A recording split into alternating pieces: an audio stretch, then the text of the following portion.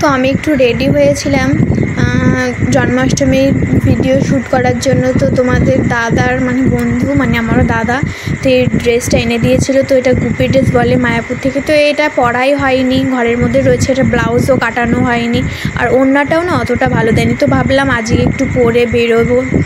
তো আমি দেখো এখানে পরে বেরিয়েছি। তো আমার বাড়ির সামনে রয়েছে একটা জায়ের মেয়ে, তো ওকে বলবো একটু ভিডিও করে মানে ওদের বাড়িতে গিয়ে একটু ভিডিও করার জন্য। তো গিয়ে দেখলাম ওরা বাড়িতেই নেই আর আমার তো মনটা খারাপ হয়ে গেল। যদি কেউ একটু ভিডিওটা ধরে দেয় তখন তোমাদেরকে পুরোটা আমি দেখাতে পারি। নিজে নিজে ভিডিও করে আর কতটাই বা দেখাবো।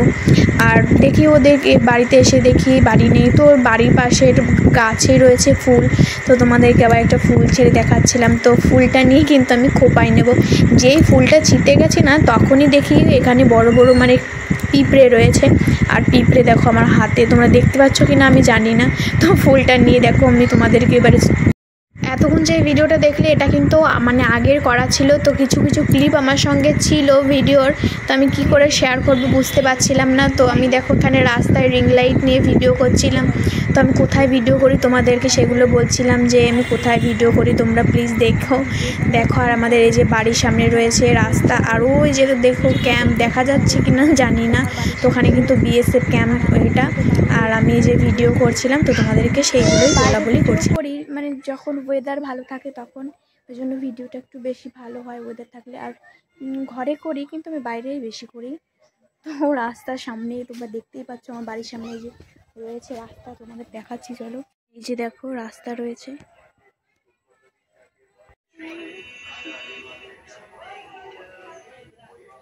তো আজ কিন্তু জন্মাষ্টমী। তো জন্মাষ্টমীর মানে দ্বিতীয় দিন যেটা, তো আমাদের বাড়ির পিছনেই মানে অনুষ্ঠান হচ্ছে। তো ওই জন্য গান বাজছিল, ওই জন্য তোমরা ভিডিওতে ভালো করে শুনতে পাবে না। আমি দুদিন ধরে ভয়েস ওভার দিতেই পারছি না গানের জন্য। তোমাদের ওখানে কি পুজো জন্মাষ্টমীর অনুষ্ঠান হচ্ছে আমাকে কিন্তু অবশ্যই করে কমেন্ট করে জানাবে। তো বাড়ির সামনেই ভিডিও করছিলাম। তো রিং লাইট এখন অলরেডি ভিডিওটা হয়ে গেছে আর এখন করা যাবে না। আমার খুব খিদে পেয়েছে, চলো খেয়ে নিই, খেয়ে তোমার সঙ্গে কথা বলছি। তো এই যে দেখো আমার সোনা, যখনই আমি ভিডিও করি তখনই আমার শাড়ির আঁচল ধরে টানাটানি করবে, হয়তো আমাকে ভিডিও করতে দেবে না। তো বলছে তুমি একা একা ভিডিও করছো, আমাকে একটু দেখাও। তো এখানে দুপুরবেলা ও বিস্কুট খাচ্ছিল আর ফোন দেখছিল। আর এই টুপিটা ওর জেঠু ওকে এনে দিয়েছে, তাই দেখাচ্ছিল যে দেখো তো মেনু আমাকে কেমন লাগছে এটা পরে। আমি বলছি তোমাকে খুব সুন্দর লাগছে সোনা। তো আমরা একটু রেডি হয়েছিলাম দুপুরবেলা। তো বিকালবেলা যাব, আমাদের এখানে জন্মাষ্টমীর পুজো হচ্ছে, তো সেই মেলাতে যাব আমি, দিদি, মা। আমাদের এখানে তেমনভাবে জন্মাষ্টমীর অত ঘটা করে মেলা হয় না। তো সামনেই রয়েছে রাধা অষ্টমী, তো সেইখানে আমাদের গোসাই বাড়ি রয়েছে, এখানে কিন্তু দারুণ একদম অনুষ্ঠান হবে, একদম রাত দিন দুদিন ধরে। তো যদি আমি সেখানে যেতে পারি তোমাদের সঙ্গে অবশ্যই করে ব্লগ শেয়ার করব। তো আমি কিন্তু আমার বাড়িতে গপু রয়েছে, তো আমি তেমনভাবে কিছু আয়োজন করতে পারিনি, শরীরটা অতটা ভালো ছিল না, তার জন্য করা হয়নি। আগের বার করেছিলাম, সামনের বার আবার একটু ভালো করে করার ইচ্ছা আছে। তো আমি এখানে দেখো সামান্য কিছু লুচি, সুজি আর এখানে ফল প্রসাদ দিয়েছিলাম তো আমার গোপাল সোনাকে। তো তোমরা দেখে নাও আমার গোপাল সোনাকে। তো তোমাদের দাদাভাই এই ড্রেসটা এনে দিয়েছে। তো আজ ওর জন্মদিন বলে কথা, কিছু না দিলে হয়। তো এই ড্রেসটা তোমাদের দাদাভাই এনে দিয়েছে। আর এখানে আমি দেখো প্রসাদ দিয়ে দিয়েছিলাম। তো এটা সন্ধ্যাবেলাতেই করেছিলাম।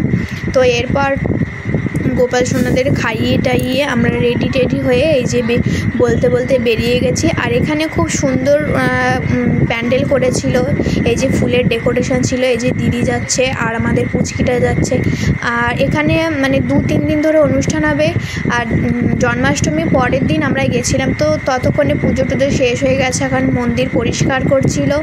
তো আর এই যে দেখো ঠাকুর রয়েছে, কি সুন্দর লাগছে তাই না? খুব সুন্দর করেছিল প্যান্ডেলের ডেকোরেশনটা। তো যদিও এই ভিডিওটা একদম ঘোলা হচ্ছিল, তো বুঝতে পারিনি। যখন আমি ভিডিও এডিটিং করছিলাম তখন দেখলাম যে ঘোলা হয়েছে।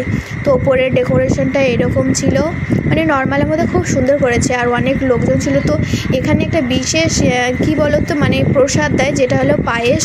মানে সেটা খেতে কিন্তু ভীষণ টেস্ট। আর মানে যত আমাদের এখানে যত গোয়ালা আছে সেই দিন সব এই মন্দিরে দুধ দেবে, সেই দুধ দিয়েই কিন্তু অনেক লোকের জন্য পায়েস অ্যারেঞ্জ করে। তো দেখো এখানে পায়েস প্রসাদ দিয়ে দিয়েছে। তো আমরা এটা খেয়ে দিয়ে বাড়িতে